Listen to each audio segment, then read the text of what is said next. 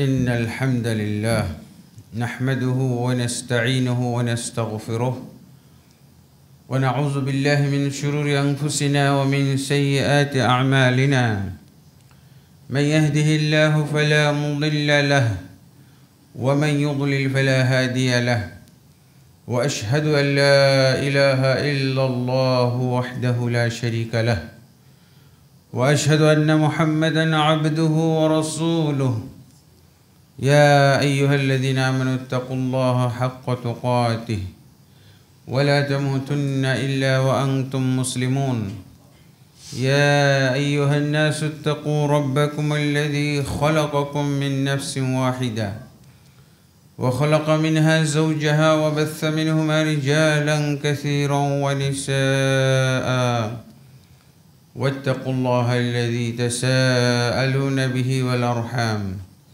إن الله كان عليكم رقيبا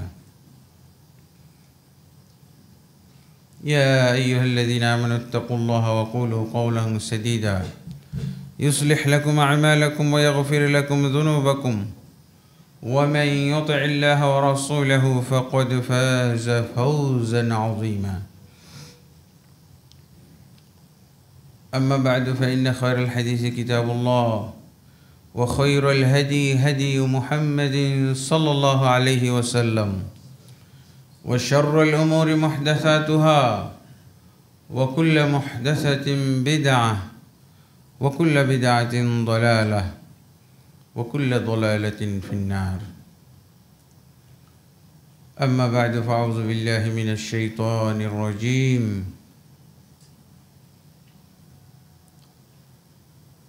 قل إنما أنا بشر مثلكم يوحى إلي أنما إلهكم إله واحد فمن كان يرجو لقاء ربه فليعمل عملا صالحا ولا يشرك بعبادة ربه أحدا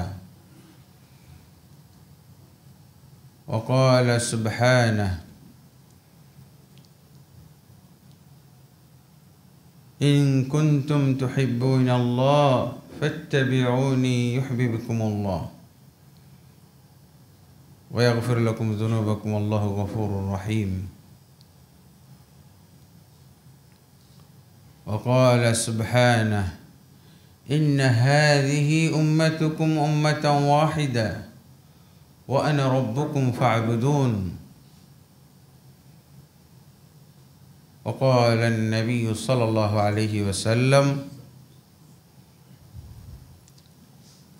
من مات وهو يعلم أنه لا إله إلا الله دخل الجنة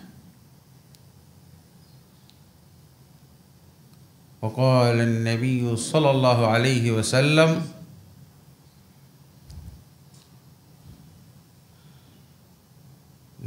لو ظهر فيكم موسى ما وسعه إلا اتباعي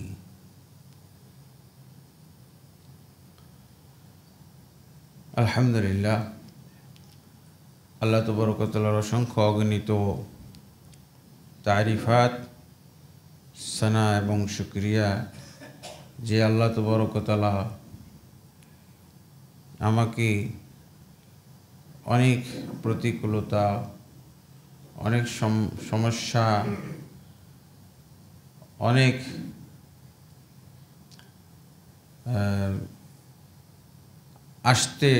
আসার পথে বাধাপ্রাপ্ত হওয়ার সম্ভাবনা সব কিছুকে আল্লাহ তাবারক ওয়া তাআলা পিছে ফেলে সমস্ত বাধাকে পিছে ফেলে আপনাদের মাঝে আসার তৌফিক দান করেছেন আল্লাহুম্মা আমিন। গেছিলাম 1 তারিখে মদিনা হয়ে মক্কা।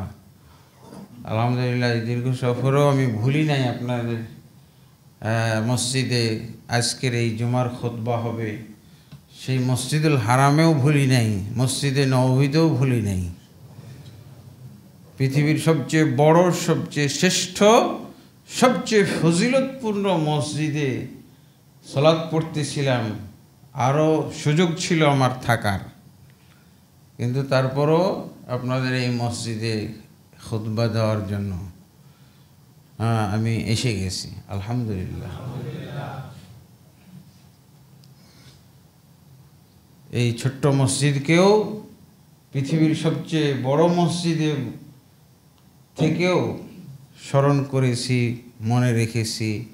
আল্লাহ তাবারক ওয়া তাআলা এই মসজিদের সাথে যে আমার আন্তরিকতা, যে ভালোবাসা, যে আকর্ষণ, এটা যেন আল্লাহ তাবারক ওয়া তাআলা আমার একেবারে জীবন যতদিন আছে ততদিন যেন রাখেন, আল্লাহুম্মা আমিন। এই মসজিদ হলো বরিশালের প্রথম মসজিদ। বরিশাল আমার জানা মতে যে সমস্ত মসজিদে কোরআনের সহি তালিম, সুন্নাহ বা রাসূল সাল্লাল্লাহু আলাইহি ওয়াসাল্লামের হাদিসের সহি আমল চর্চা করা হবে, এইরকম মসজিদ বরিশালে যদি খুঁজতে যায় তাহলে আমার জানা মতে এটাই প্রথম মসজিদ। তারপরে দ্বিতীয় মসজিদ হয়েছে পুলিশ লাইনে। আর আমি যে বাংলাদেশে কুয়েতি সংস্থার মাধ্যমে 1015টা মসজিদ করেছি, তার মধ্যে অত্যন্ত বৈশিষ্ট্যপূর্ণ একটা মসজিদ, যদিও কলেবর, যদিও অবয়বের দিক থেকে, যদিও কি বলে সাইজের দিক থেকে ছোট, কিন্তু এই মসজিদের বিশেষ একটা গুরুত্ব আমার কাছে আছে। কারণ এই পীর মুরিদের এলাকা, এই শিরক বেদাতের এলাকায় প্রথম আমরা এটাকেই কেন্দ্র, এটাকেই আমরা মারকাজ হিসেবে পেয়েছি, এবং যার ওসিলায়, যার কারণে এই জায়গাটা আমরা পেয়েছি এবং মসজিদ পেয়েছি, তিনি পরলোক গমন করেছেন কয়েকদিন আগে, আপনারা সবাই জানেন। তো ওনার মৃত্যুর খবর শুনেই একটা কেন যেন ওনাকে দেখার বা ওনার শোক সন্তপ্ত পরিবার এবং তার জন্য কাছে থেকে যাতে দোয়া করতে পারি, সেটার যেন একটা আকর্ষণ অনুভব করতেছিলাম, একটা আগ্রহ অনুভব করতেছিলাম। এমন সময় এনায়েত ভাই দাওয়াত দিলেন, আল্লাহু আকবার। কি অন্তরের একটা আকর্ষণের মূল্য আল্লাহর কাছে। হয়ে তো গেল, এর আগে যে আসছিলাম 2-3 বছর হয়ে গেল মনে হয়, কিন্তু এমন সময় যখন ওনার মৃত্যুর খবর শুনে এরকম একটা চিন্তা করতেছি, এরকম একটা ভাবনা মাথায়, এই সময় উনি কি বলে দাওয়াত দিলেন, আমাদের মসজিদে আসেন, একটা খুতবা দেন। তা আমি সাথে সাথেই রাজি হয়ে গেছি, যেহেতু আমার মনে আগেই এই কল্পনা জল্পনা হচ্ছিল। আলহামদুলিল্লাহ, আল্লাহ তাবারক ওয়া তাআলা ওনাকে জান্নাতুল ফিরদাউস দান করুন, যাবতীয় গুনাহ খাতা মাফ করে আল্লাহ তাবারক ওয়া তাআলা তাকে পরকালের চির সুখের নিবাস, জান্নাতের চিরন্তন অধিবাসী হিসেবে কবুল করে নেন, আল্লাহুম্মা আমিন। এবং তার জীবনের যাবতীয় গুনাহ খাতাকে আল্লাহ মাফ করে দেন। তো আলহামদুলিল্লাহ, তো ওনার ওয়াজ শুধু এখানেই করি নাই, আমি বিভিন্ন জায়গায়, যেদিন থেকে ওনার সাথে আমার পরিচয়, সেদিন থেকেই আমি ওনার সম্পর্কে বলি। উনিও এমন ব্যক্তি ছিলেন, লন্ডনে থেকেও আমার কথা চিন্তা করতেন।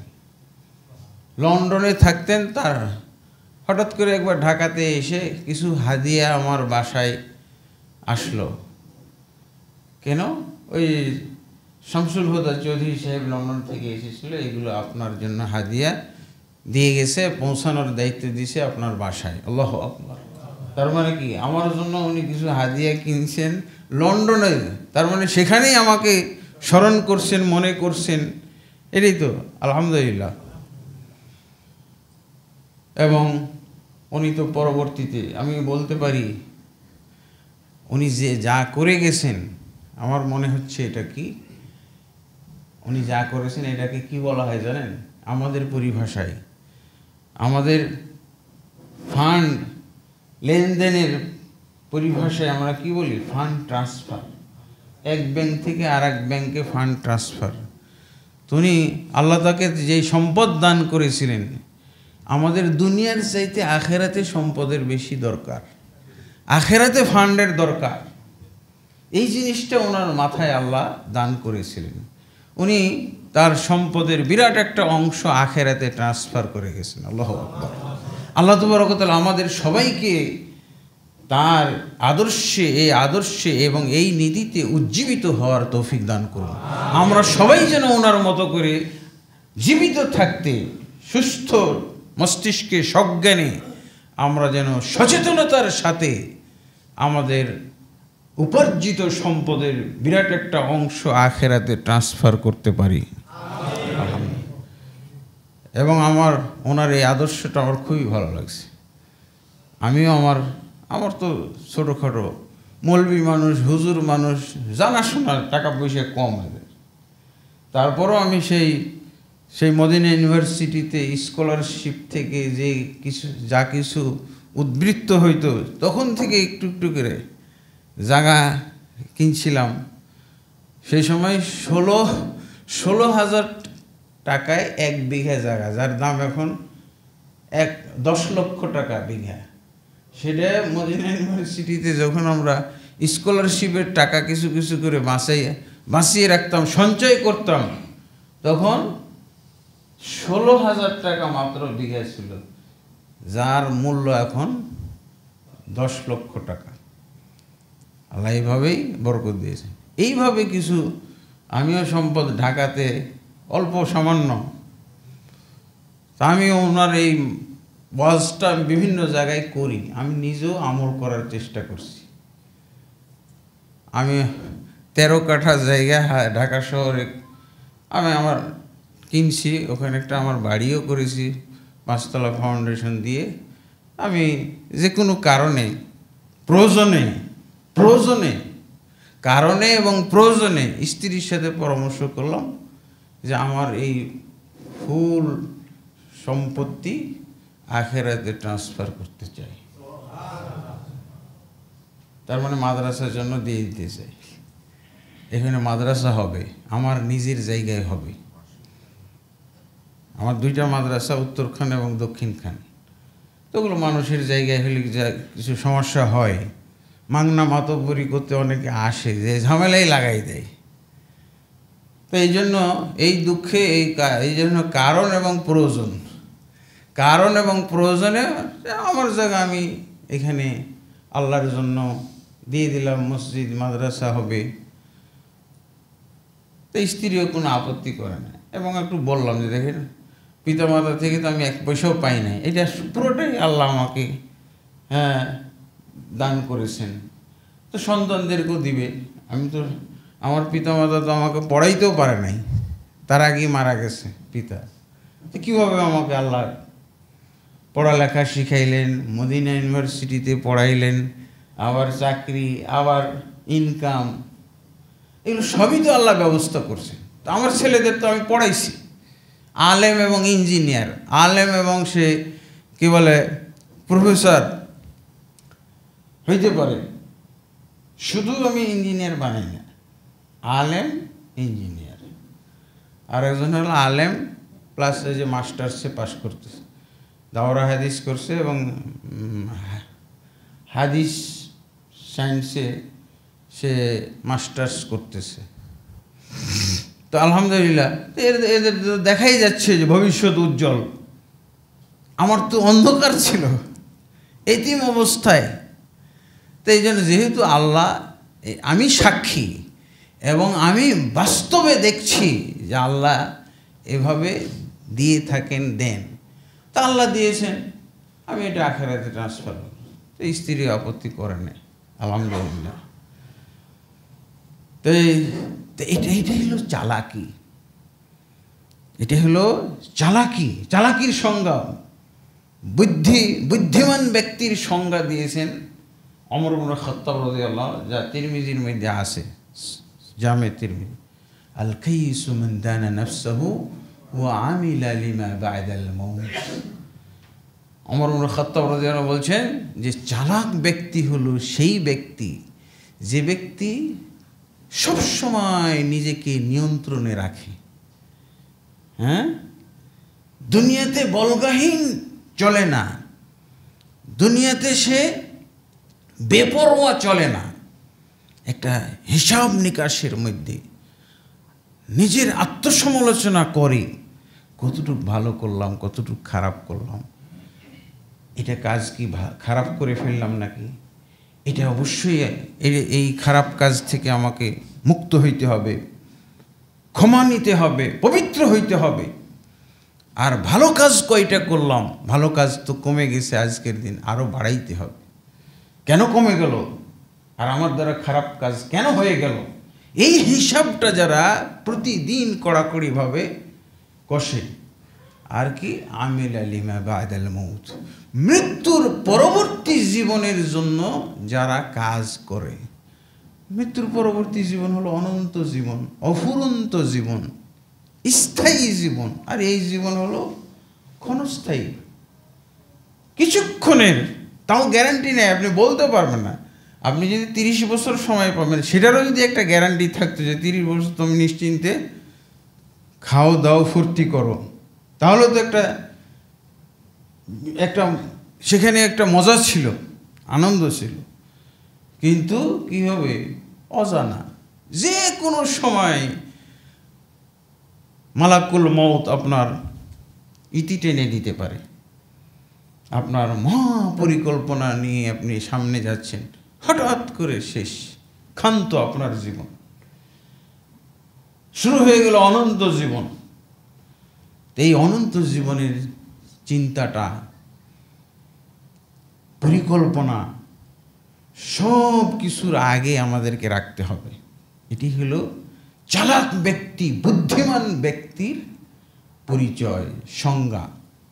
তাহলে কি, যে নিজের হিসাব নিকাশ কড়াকড়িভাবে করে চলে আর পরকালের জন্য কাজ করে, এই ব্যক্তি হলো বুদ্ধিমান, চালাক। আপনি 100 কোটি টাকা কমপ্লিট, ব্যাংক ব্যালেন্স আপনার হয়ে গেছে, 1000 কোটি হয়ে গেছে দুনিয়াতে, বুঝেছেন? হঠাৎ করে আপনার মালাকুল মউত চলে আসলো, মৃত্যু হয়ে গেল। 1 টাকাও কি আপনি নিতে পারবেন?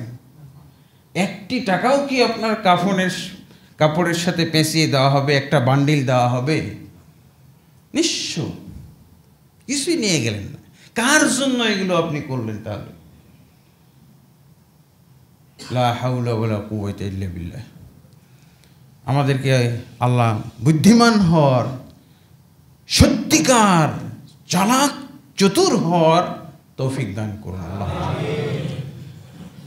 তো আমি আজকে যে বিষয়ে খুতবা দিব মনে করছি, সেটা হলো তাওহীদ বিষয়, তাওহীদ। কিন্তু তাওহীদের আলোচনা বিভিন্ন আঙ্গিকে হইতে পারে, বিভিন্ন অ্যাঙ্গেল থেকে হইতে পারে। আজকের অ্যাঙ্গেলটা একটু ভিন্ন ধরনের হবে, খুবই মনোযোগ সহকারে শুনতে হবে। আল্লাহ তাবারক ওয়া তাআলা আমাদের মনোযোগ দান করুন, আলোচনা বুঝার এবং আয়ত্ত করার, হৃদয়ঙ্গম করার তৌফিক দান করুন, আল্লাহুম্মা আমিন। তাওহীদ, 3 ধরনের তাওহীদ আমরা শুনেছি, 3 প্রকার তাওহীদ।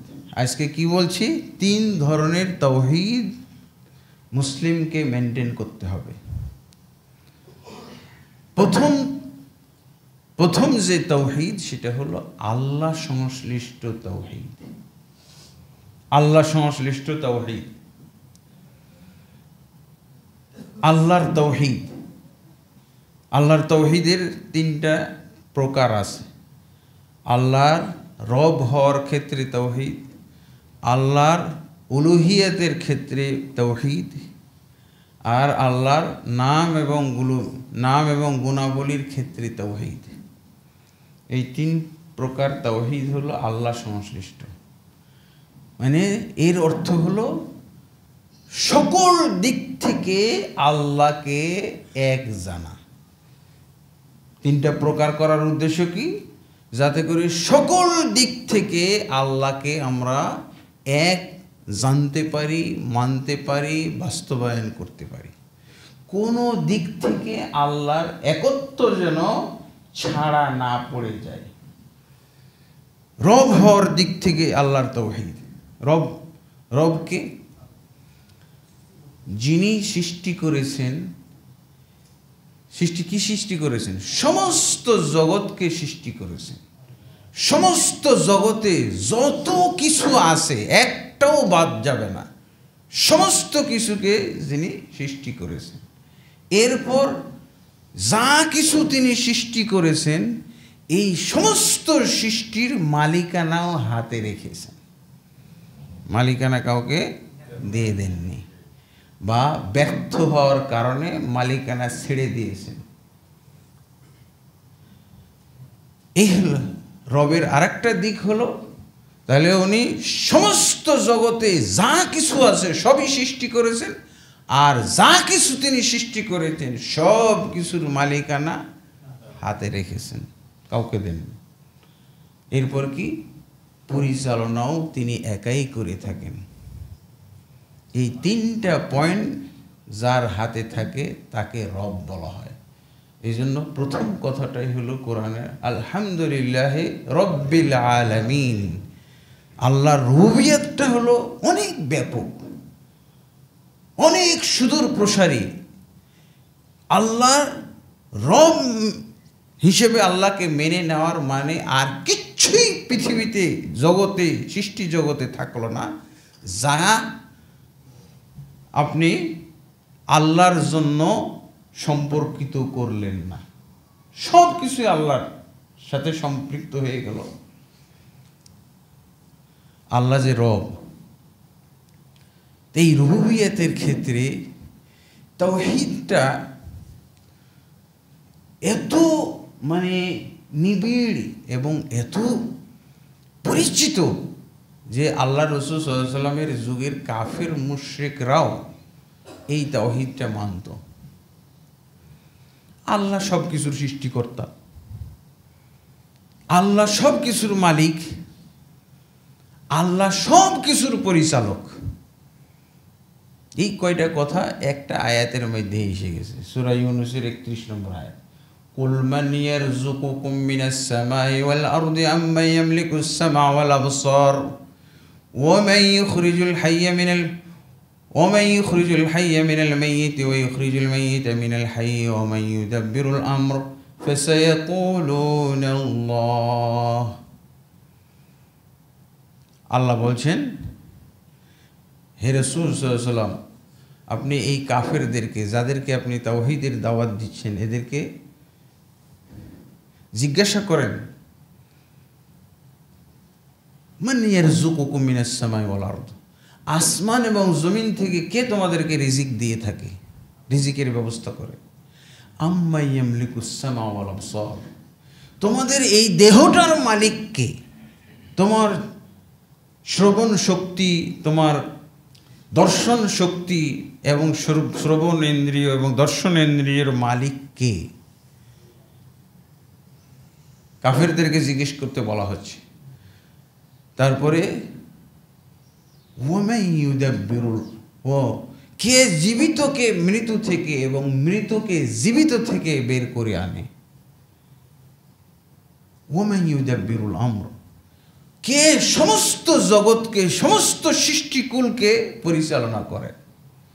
ফাসায়াকুলুনা আল্লাহ, এই কাফেররাও একেবারে নির্ভুল জবাব দিবে কি এগুলো সবই আল্লাহ করেন, সবই আল্লাহ করেন। এই জায়গাতে শিরক করা আবু জেহেলও জানতো না। আল্লাহকে রব হিসেবে, আল্লাহর রুবুবিয়তের তাওহীদের ক্ষেত্রে এই আবু জাহল, আবু লাহাবরাও শিরক কি বুঝতো না। কে বুঝে? আমাদের যুগের হুজুররা বুঝে। শিরক আবিষ্কার করেছে কারা? এই মুসলমান নামধারী, এই পীর মুরিদির জগৎ থেকে এই শিরকের উদ্ভব, জন্ম হয়েছে। এটা আবু জাহল জানতো না, আবু লাহাব জানতো না, একজন কাফেরও জানতো না।